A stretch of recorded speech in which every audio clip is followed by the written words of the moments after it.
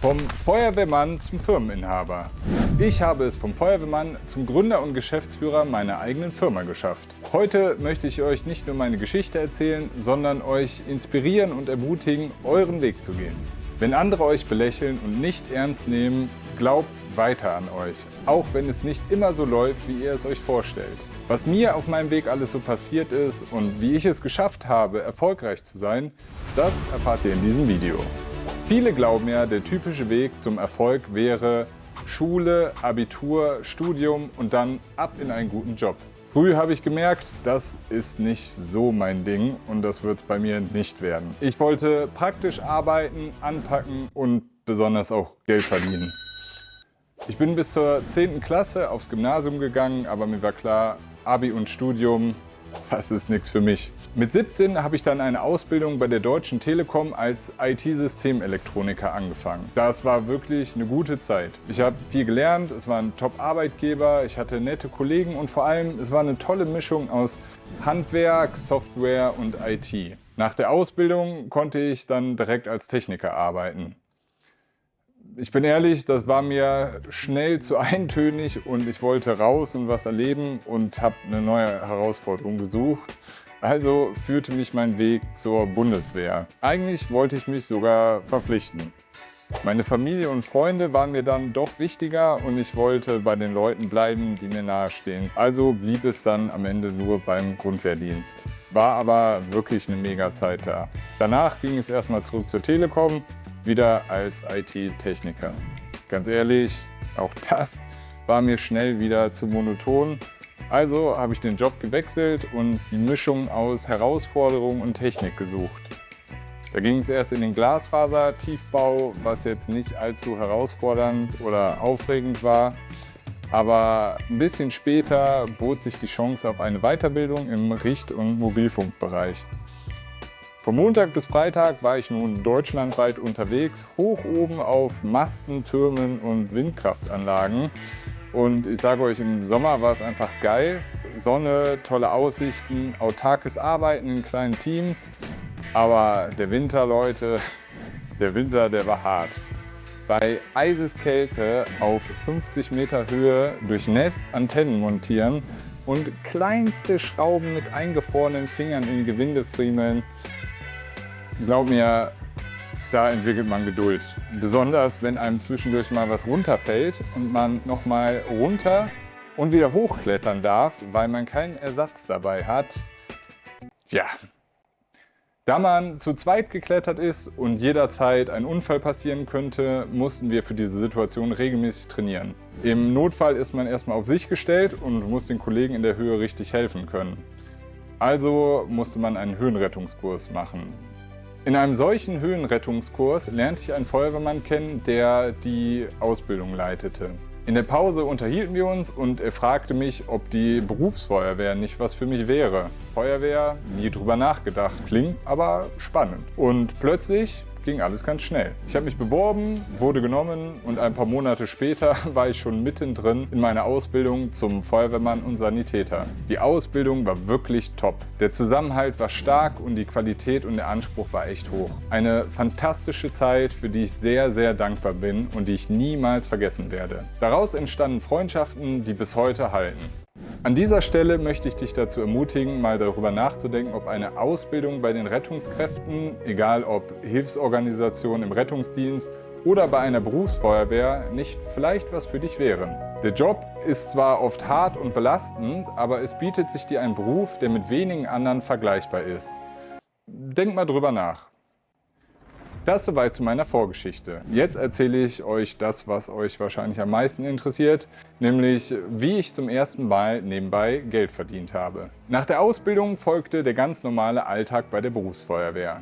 24-Stunden-Dienst und dann ein paar Tage frei. Klingt nach viel Freizeit und was soll ich euch sagen? Die hatte ich auch. Ich wollte mich weiterentwickeln und machte die Ausbildung zum Rettungsassistenten, später noch direkt die Ausbildung zum Notfallsanitäter. Wie eben erwähnt, hatte ich diese viele freie Zeit zwischen den Diensten. Und was macht man damit? Ich verbrachte viel Zeit mit meiner großen Leidenschaft Technik und Computer. Früher war ich für alle der PC-Freak. Heute wäre und bin ich ein Nerd und ganz ehrlich, das sage ich im positiven Sinne und bin stolz drauf. 2014 entdeckte ich eine Kickstarter-Kampagne für einen 3D-Drucker und war sofort angefixt. Nach einer gefühlten Ewigkeit und viel Ärger bekam ich dann endlich meinen ersten Drucker. Zwischenzeitlich sah alles nach einem Scam aus und ich dachte, ich hätte weit über 1000 Euro in den Sand gesetzt, was damals wirklich viel Geld für mich war und heute immer noch ist. Der Drucker ist dann doch nach langem Warten angekommen. Ich habe ihn ausgepackt und aufgebaut. Verglichen mit heute eine absolute Katastrophe. Komplizierter Aufbau, ewiges Kalibrieren, Testprints ohne Ende, bis man eher schlechte Ergebnisse erzielt hat. Besonders aus heutiger Sicht, wo man ja quasi auspackt, kalibriert und direkt das perfekte Ergebnis hat. Aber die Faszination war auf jeden Fall da und was jetzt kommt, verändert plötzlich meine komplette Zukunft. Wir hatten uns einen namhaften Handstaubsauger gekauft, der bis heute auch wirklich noch top ist. Allerdings hatte dieser ein Manko. Man musste die ganze Zeit den Knopf gedrückt halten, was bei meiner damaligen Freundin, heutigen Frau, oft zu verkrampften Unterarmen geführt hat. Ich entwickelte eine Arretierung, die das Problem löste. Davon druckte ich dann einige hundert, habe ein Kleingewerbe angemeldet und verkaufte sie auf eBay und Amazon. Das war 2015 und ist dieses Jahr 10 Jahre her. Kurz darauf stolperte ich über eine Kickstarter-Kampagne für einen CO2-Laser. 3D-Druck war schon cool, aber ein Laser? Ich beschäftigte mich einige Zeit mit dem Ding, doch nochmal, das Risiko und Bangen einer Kickstarter-Kampagne war mir ehrlich gesagt zu hoch. Also habe ich recherchiert und mir meinen ersten Laser direkt aus China importiert. Ein paar Wochen später stand plötzlich eine riesige Holzbox vor meiner Tür. Zu der Zeit wohnte ich im Dachgeschoss im 5. Stock. Ich habe kurzerhand meinen lieben Bruder angerufen, ob er mir kurz helfen könnte. Und die Begeisterung, als er die Kiste gesehen hat, könnt ihr euch gut vorstellen, oder? Nachdem wir das Teil hochgeschleppt und ausgepackt hatten, wurde mir klar, mit dir stimmt, glaube ich, was nicht. Ich hatte in der Wohnung ein kleines Zimmer frei, das mal Fitnessstudio werden sollte und jetzt mehr und mehr Werkstatt und Techniklabor wurde. Der Laser war ein klassischer blau-weißer China-Laser. Kein ganz kleiner K40, sondern schon eine Nummer größer mit 30 x 50 cm Arbeitsfläche. Die Absaugung wurde aus dem Dachfenster gehangen und ein Aquariumkühler hat den Laser gekühlt. Für die, die es nicht wissen, bei den meisten CO2-Flachbettlasern ist hinten eine Glasröhre drin verbaut, die den Laserstrahl erzeugt. Dabei wird sie heiß und hat deswegen Kanäle verbaut, durch die das Wasser strömt, das sie kühlt. Ich habe dann meinen ersten Online-Shop gestartet und allerlei Kleinzeug verkauft. Schlüsselhänge aus Acrylglas, Wasserwagen, Grillzangen und was man noch so alles unter einen Laser schmeißen kann.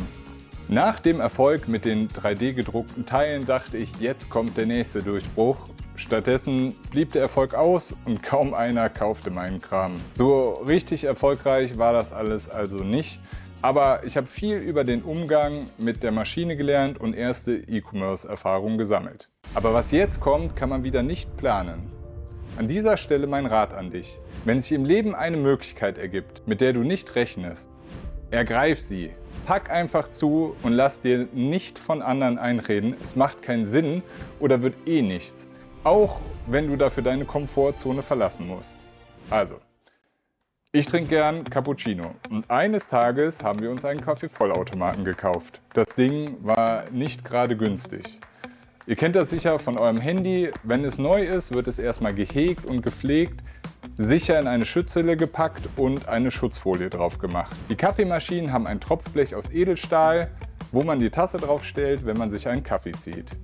Das wollte ich vor dem Zerkratzen schützen. Praktischerweise hatte ich hier einen Laser da. Acrylglas von den Schlüsselanhängern hatte ich auch noch, also erstellte ich kurzerhand eine Schutzauflage.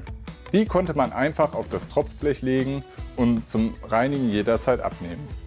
Falls die Auflage zerkratzt, könnte ich einfach eine neu lasern.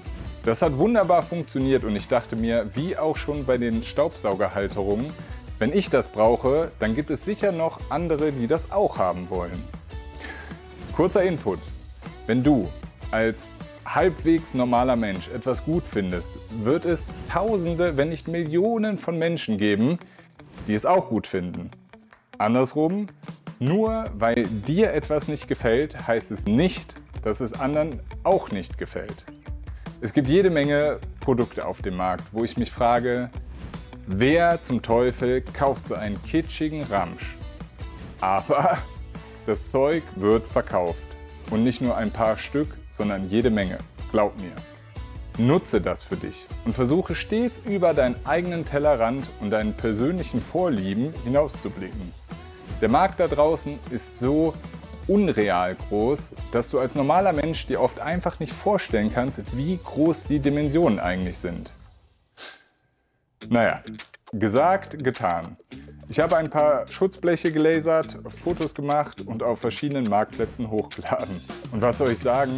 Die Dinger gingen weg wie warme Semmel. Der nächste logische Schritt war, für andere Kaffeevollautomaten Schutzbleche anbieten. Jetzt war natürlich die Frage, wo bekomme ich die Bleche her, um Dateien zu erstellen? Ich konnte mir ja schließlich nicht 10 Kaffeemaschinen kaufen. Zum Thema Komfortzone. Was ich jetzt machen musste, war mir mehr als nur unangenehm.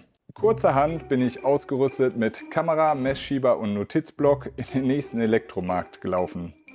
Dann direkt zu den Haushaltswaren und jetzt hieß es, möglichst nicht auffallen. Ihr könnt euch sicher vorstellen, wie unwohl ich mich in diesem Moment gefühlt habe. Es hat sich angefühlt, als ob ich was klauen wollen würde. Nachdem ich um die ersten Kaffeemaschinen geschlendert bin und interessierten Käufer gespielt habe, habe ich mein erstes Ziel ins Visier genommen. Noch während dem Versuch, das Tropfblech auszubauen, um es zu vermessen, stand wie aus dem Nichts ein Verkäufer hinter mir und fragte, was ich da mache. Ich habe dann mit hochrotem Kopf mein Interesse an der Maschine vorgegaukelt und mich auf ein 10-minütiges Verkaufsgespräch eingelassen. Nachdem ich den Verkäufer abgewimmelt hatte, startete ich meinen zweiten Versuch. Dieser war erfolgreich und ich konnte eine mehr oder weniger gute Basis für das nächste Produkt legen. Auf diese Weise habe ich dann noch 2 weitere Versionen gemacht, aber das ganze Hin und Her war mir dann doch irgendwie zu aufwendig. Irgendwann habe ich mir einfach die Original-Tropfbleche einzeln aus Ersatzteilshops bestellt und vermessen. Neben den Schutzblechen habe ich dann irgendwann noch Schutzfolien entwickelt, da die Dateien dafür ja quasi die gleichen waren. Von den Dingern habe ich tatsächlich so viele verkauft, dass ich mir genug Geld beiseite legen konnte, um wieder eine Stufe aufzusteigen. Ich wollte Metall gravieren, also war es Zeit für einen Faserlaser. Man kann zwar auch mit einem CO2-Laser Metall gravieren, allerdings nur ziemlich umständlich und mit speziellen Sprays. Über Alibaba habe ich mir einen größeren Hersteller gesucht und hatte kurze Zeit später ein Angebot für meinen ersten 30 Watt Faserlaser. Es war ziemlich komisch, per WhatsApp mit John zu schreiben und dann knapp 10.000 € auf ein chinesisches Konto zu überweisen. Wenn das Geld weg gewesen wäre, hätte ich meine gesamten Ersparnisse wie ein Idiot an einen Betrüger verloren und hätte den Laden zumachen können. Aber was soll ich sagen, es lief alles reibungslos und ein paar Wochen später stand wieder, zur Freude meines Bruders, eine große Holzkiste bei uns vor der Tür und wartete darauf, in den 5. Stock geschleppt zu werden. Ich habe erstmal wieder versucht, neue Produkte damit herzustellen und zu verkaufen. Größtenteils Schlüsselanhänger, Hundemarken und Kleinzeug. Aber wie zuvor mit dem CO2-Laser lief das nicht so wirklich gut. Irgendwann kam der Umzug in unser Haus. Aus dem kleinen Zimmer wurde eine etwas größere Werkstatt. Da das mit den Schlüsselanhängern und Co. nicht so wirklich lief, habe ich angefangen, Laserdienstleistungen anzubieten und bin auf lokale Firmen zugegangen. Ich habe mir von Anfang an alles beigebracht, was man über Website-Aufbau und SEO wissen muss und das monatelang von A bis Z durchexerziert. Mit der Zeit hat sich das bezahlt gemacht und ich erhielt mehr Anfragen für Laserarbeiten. Ich habe jeden Auftrag angenommen, egal was oder wie groß der Auftrag war. Manchmal habe ich für die Oma von nebenan ein Klingelschild graviert und teilweise saß ich mit meiner Frau bis spät in die Nacht im Wohnzimmer zwischen Kartons und wir haben Sachen für Kunden gepackt und wussten gar nicht, wie wir die Arbeit bewerkstelligen sollten. Der Fleiß und Resilienz hat sich ausgezahlt und irgendwann kam die Anfrage für einen für uns damals wirklich großen Auftrag. Dieser sollte wieder alles verändern.